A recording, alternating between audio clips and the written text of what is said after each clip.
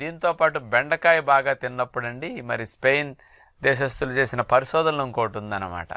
ఇందులో ఉండే కొన్ని కెమికల్స్ పాలిఫినాల్స్ మరియు యాంటీ ఆక్సిడెంట్స్ ఇట్లాంటివి బాగా ఎక్కువ ఉన్నాయట.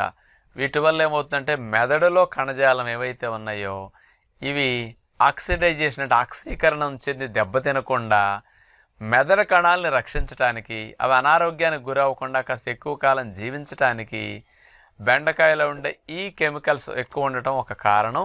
దీని ద్వారా జ్ఞాపక శక్తి పెరగటానికి, ఆలోచన శక్తి బాగా పనిచేయటానికి ఇట్లాంటివి బాగా ఎక్కువగా బెండకాయ వల్ల లాభాలు స్పెషల్గా దీనికి మెదడుకు బాగా పనికొస్తున్నది.